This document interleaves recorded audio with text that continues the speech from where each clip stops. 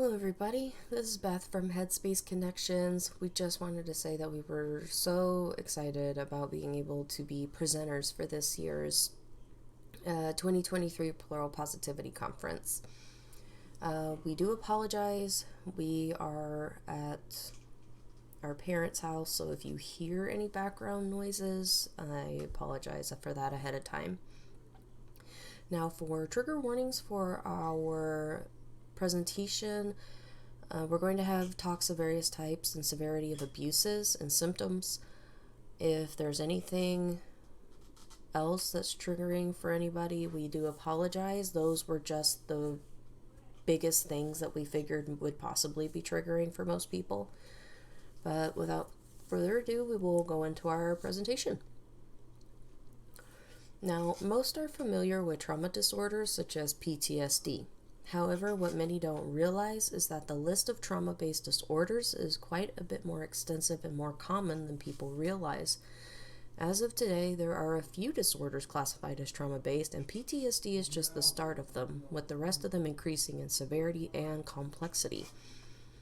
The list of known disorders is this, but not limited to PTSD, or post-traumatic stress disorder, CPTSD, or complex post-traumatic stress disorder, BPD, borderline personality disorder, derealization and depersonalization, sometimes known as DRDP, OSDD, which is an otherwise specified dissociative disorder, previously known as DDNOS, or dissociative disorder not otherwise specified. Partial DID, which is a little bit newer of a diagnosis that has been researched lately, or partial dissociative identity disorder as its full name.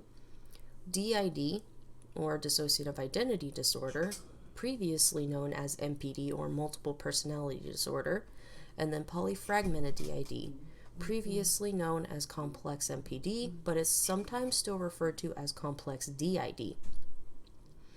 However, we are going to discuss the most complex of them all, and that is polyfragmented DID. Being that we are a polyfragmented system ourselves, some of the main questions that we are usually asked by others in the plural community is, how do you know that you're a polyfragmented system? What are your symptoms? What is the difference between DID and polyfragmented DID? Among many others, but these are the most common. So today, that is what we are going to discuss, is the similarities and the differences between the two.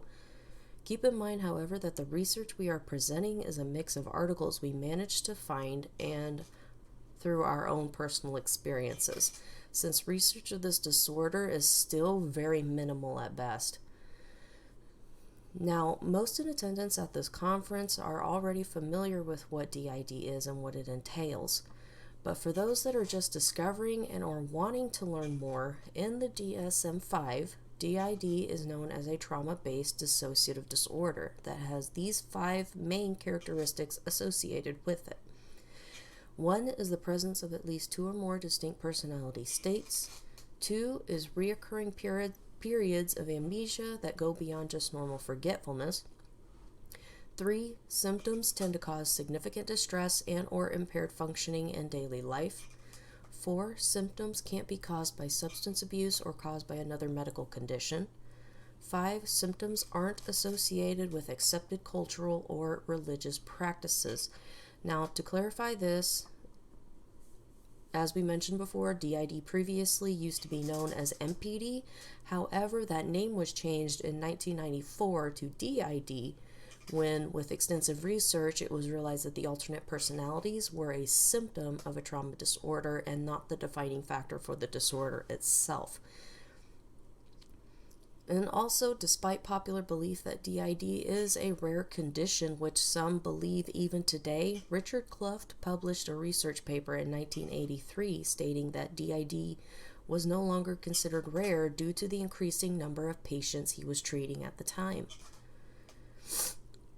Now, dissociative disorders are as complex as they sound and can vary from person to person based on their set experiences. However, one thing that people with these disorders all share is early childhood trauma that ranges in severity and duration. Now, some may argue that everyone dissociates, and while it is true everyone dissociates to some degree, like daydreaming or driving and not realizing they made it home already, but when someone suffers severe trauma in early childhood, the dissociation that was once used as a means of entertainment now becomes a defense mechanism that is turned into a tool for survival. And as the trauma progresses in severity or increases in duration, the dissociation can become so severe that these experiences can become compartmentalized and split off. Hidden in the box, in the back, so to speak, waiting until a time it can be opened up later in hopes of closure or processing. This is where CPTSD, BPD, DRDP are on the scale. OSDD, partial DID, DID, and polyfragmented DID are when these compartments or boxes can be split off so much that they build their own identity based around the set information that they carry, and that's when you will start getting the alternate personality formations, or alters as we will call them here. Now we know the basics about DIDs, so what about polyfragmented DID? How did it come about, and what is the difference between DID and polyfragmented DID? The term polyfragmentation and polyfragmented were terms coined by Bennett G. Braun in 1986 as a term to describe people with DID or OSDD with over 100 alters and possibly many fragments. Richard Clough used complex multiplicity and complex MPD in 1979 to describe MPD patients with 26 or more alters. Supermultiple has always been used to describe someone with 100 or more, but nobody really knows where the term came from. Now, over the years, though, polyfragmented would be more popular in medical literature. However, the meaning or parameters for the term can change from professional to professional. Complex and polyfragmented were separate terms by separate researchers in the beginning. However, these terms have now been merged to mean the same thing with a lesser focus to alter count, similar to Clough's original definition. And because multiple numbers are given for their criteria, this makes it less relevant.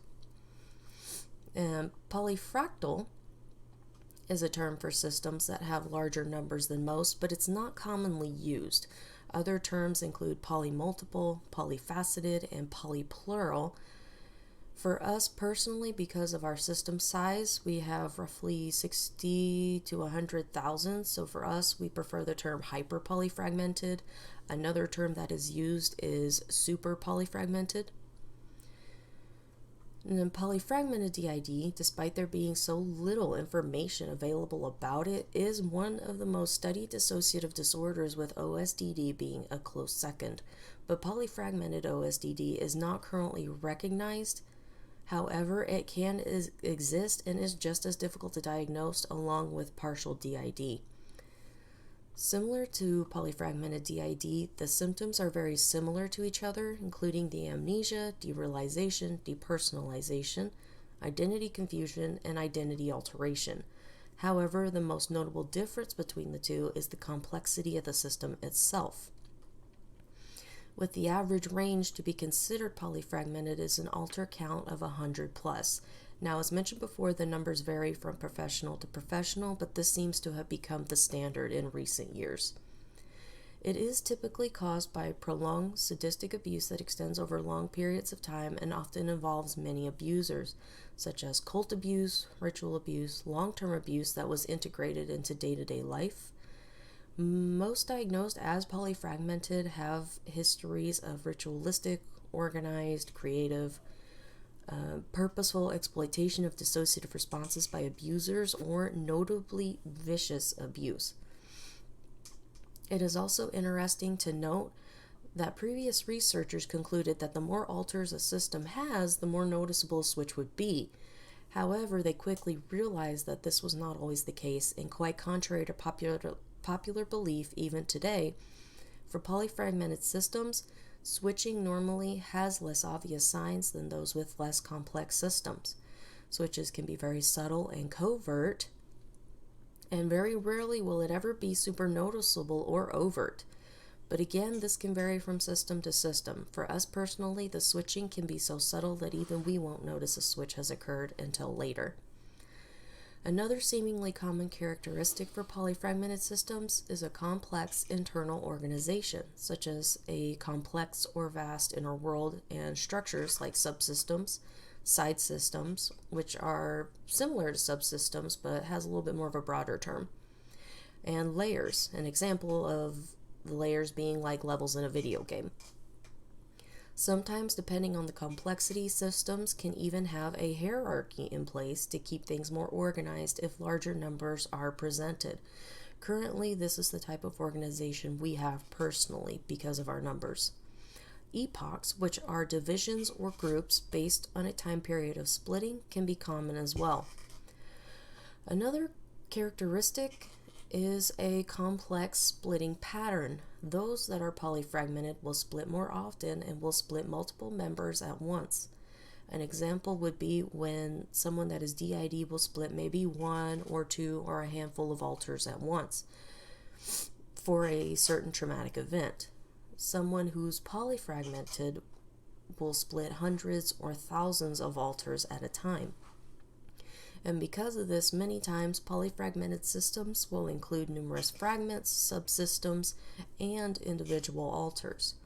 For those that are here in learning, fragments are more one-dimensional and may be very similar to each other, and usually will have a very hyper-specific job or role, whereas alters are more three-dimensional and generally have more responsibilities.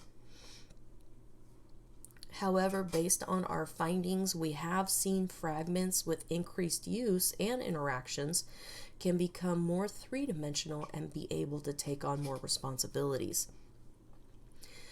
Now, because of the amount possible and oftentimes due to the sheer size of polyfragmented systems, co-consciousness is also more frequent. This is where groups of alters will front at the same time as opposed to just one alter at a time, making switches that much harder to detect. However, that's not always the case. A number of well-defined alters that may appear similar to non-polyfragmented systems, including a relatively small fronting group, is possible as well. I know for us personally, we do have groups that will front at any given time as opposed to just one person at a time. So usually the minimum per group is about 6 to 8, but can be less or more depending on the groups that we have fronting at the time. Something that is also noted is mass introjection, or a large number of alters that are based on fictional characters or factual persons that are also known as fictives and factos can be common as well. You will usually hear these terms more commonly today. Now, polyfragmentation, although as intriguing as it may seem, however, is not always fun. Dr. Frank Putman reported that in his studies that he noted that the greater number of alters, the greater a multiple self-destructiveness and lack of non-dissociative coping skills or mechanisms. Amnesic barriers can also be very difficult to break because of the severe amount of splitting. Other issues are obsessive symptoms that appear like hyperfixations. These and other things have been just a few of the issues that we have as a system have had to personally deal with ourselves. Note this though, that if you are diagnosed as polyfragmented or are considering whether your system is or not, it does not make you any more broken, so to speak, or less lovable. And if you are not polyfragmented, it does not make your trauma any less severe. Trauma is trauma, and there is no such thing as too little, and whether others consider it less or severe or not is quite frankly irrelevant. We have had many in the plural community questioning themselves after hearing our story or about our alter counts, but the truth of the matter is that not everyone will have the same windows of tolerance or the exact same circumstances and experiences. So whatever your experience has been personally, you are valid. That's the end of our presentation, and we hope that it was enlightening. We hope that it did help give you guys a little bit of information. We do apologize that there really wasn't a whole lot to go on. As I said, we had a hard time looking for specific information about polyfragmentation, and a lot of the stuff we found was kind of all just said the same thing. But we do hope that this did help those of you that are looking, and we hope to talk to you guys after, and we hope to see you guys again next year.